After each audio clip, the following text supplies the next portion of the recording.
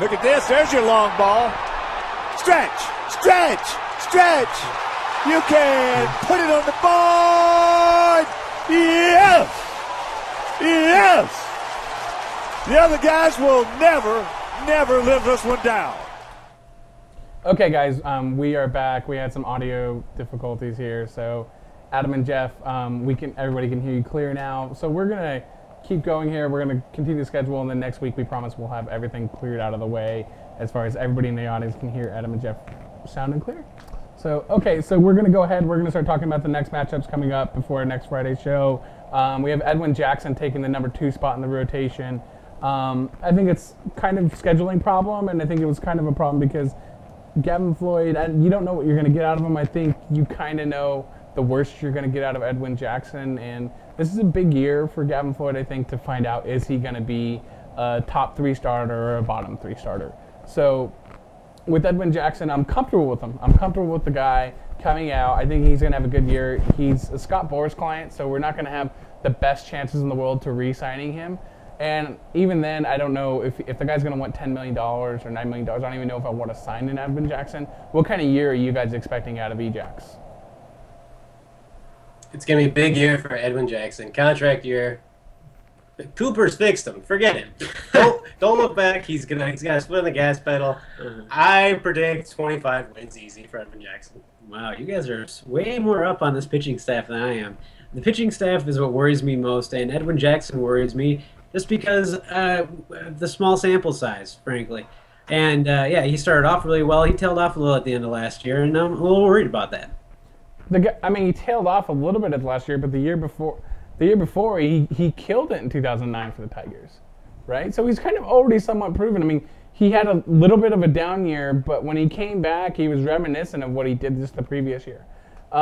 He was kind of slouching forward in his windup a little bit, and he wasn't staying his back as Cooper wanted him to. But I think now that he's going to have that Alex Rios effect, right, where you come back, you got traded midseason, and now you have a spring training to really settle in, get to know the pitching staff, be buddy-buddy with everybody, go through a full spring training with your pitching coach, go through your mechanics rather than be traded at the deadline at the last day.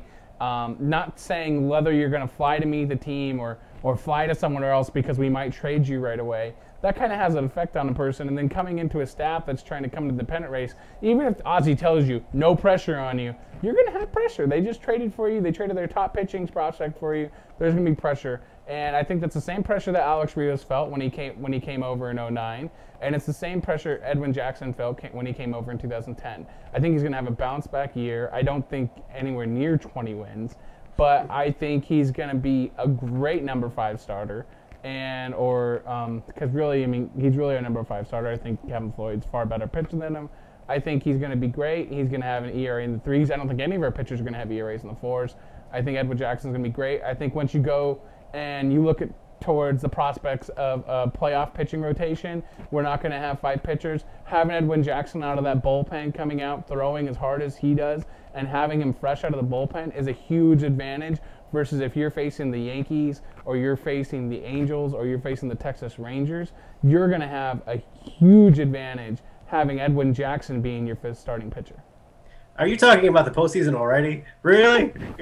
Are you nuts? You are really jacked. I know we just scored 15 runs today. We got Adam done, but calm down, for the love of God. I can't even talk to you right now. Yes, I'm talking about the postseason, Rich. I'm that excited. I'm that excited about this pitching staff. And I don't see how anybody could really be down on the pitching.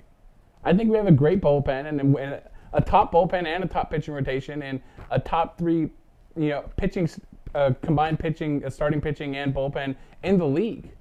I don't think anybody can really argue with that. I don't think anybody else comes really close except Boston. And the Phillies, even with their bullpen, I think that degrades it. Joe Blanton's, takes that rotation down a lot. I don't think there's really that many pitching staffs, if any, that are as good as the White Sox as a whole.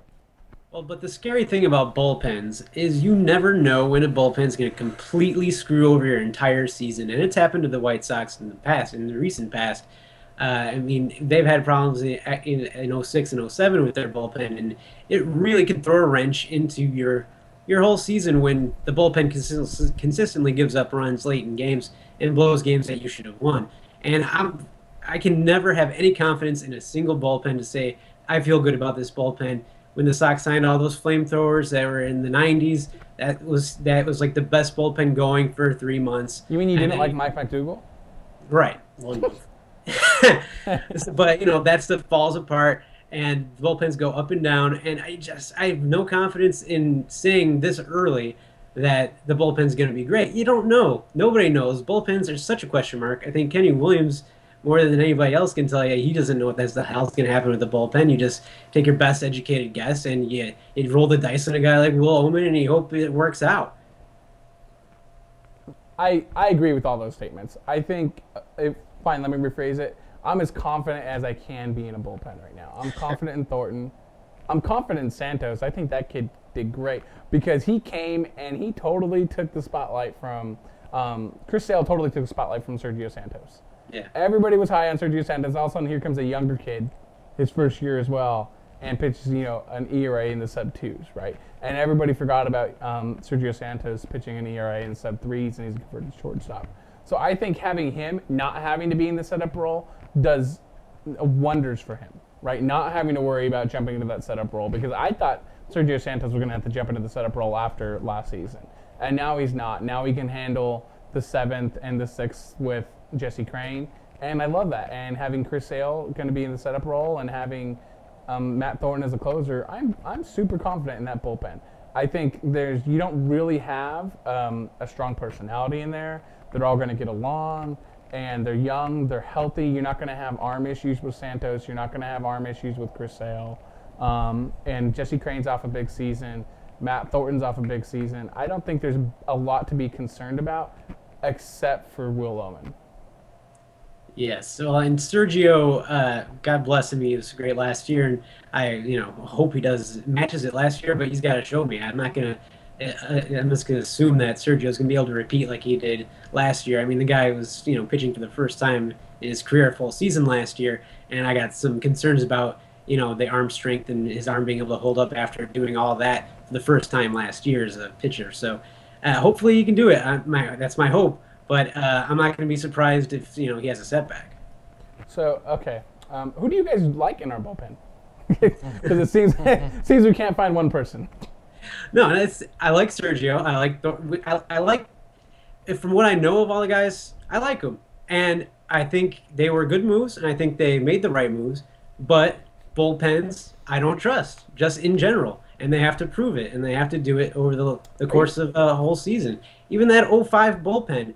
I mean, they won the World Series with guys who the following year completely fell off of a cliff, and you can't predict that kind of stuff. You sound like a guy who had a really good girlfriend one time and broke up with her, and now you're never going to get married. How did you know that? Okay. I'll tell you who I don't like. No, I really don't like in that bullpen is Tony Pena. He stinks. That was one of the worst trades Kenny Williams ever made. He's going to continue to stink. I hate him. Put your money on that. See, now I love Tony Pena. No, you do not. I mean, I think Tony Pena is like that. Like he's like Octavio Dotel, where you hate everyone's down on Octavio Dotel until he left, and I'm like, man, I really wish I had Octavio Dotel right now. Yeah. No. I like Dotel back when he pitched for the Sox. He did get a bad rap. I think Dotel got a bad rap. I think he's lucky he had line break going on. That's all I got to say. That's true. Yeah, I think that best move of the winter, dude, getting rid of Scott Linebrink. Yes, by far. By far. I don't know how he did. I mean, it's like I thought Kenny Williams was the master, and then the Blue Jays got rid of Vernon Wells for even and paying less money. I don't know if there was like some people GMs were smoking crack at the winter meetings or something, and they all convinced them in one time, hey, you guys should take Scott Linebrink and Vernon Wells. They're like, yeah, let's do that. So, closing comments, guys. Do you think we're gonna sweep? Do you think we're gonna lose a series or win the series? We're gonna win the series, of course. Why not? And let me just say, the guy we're going against tomorrow is Carrasco. All right, I'm not saying I'm against Latin players. All I'm saying is enough of the Carrascos and enough of the Cabreras. We got enough. It's very confusing. We had 2 Cabreras in the infield today. Yeah, that does get confusing. We were. I was hoping we were going to have that problem when we had Orlando Cabrera and we were trying to trade for Miguel Cabrera, but that never happened to us. But I was very mad, if you're going to bring up Cabrera, that Orlando Cabrera got a hit today. I hate him so much. I was so bummed when he got a hit. I was so happy when Mark Burley sat him down a couple times, and he ended up getting a hit. It killed a little bit of my inner child in me for a guy like that to get a hit. But I will say this, I do hope Chris Perez comes out, because Paul Konerko is on that guy every time he comes up to the plate. Paul Konerko owns Chris Perez. He cannot sneak a baseball by him, and I want to see that matchup this weekend. Yes, we just hope that, and I'm going to say, we're going to win the series, but just watch out for Shin-Soo Choo. Kills us every damn time. God bless. He's very quiet.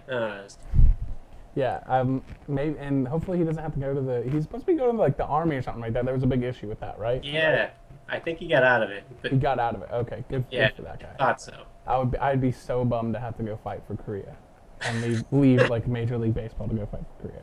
So, all right, guys, we will talk to you guys next week. Make sure to check out White Sox Weekly on Facebook, facebook.com/White Sox Weekly, and thank you very much. Thanks, guys. Thanks, guys. Thanks, guys, for having us.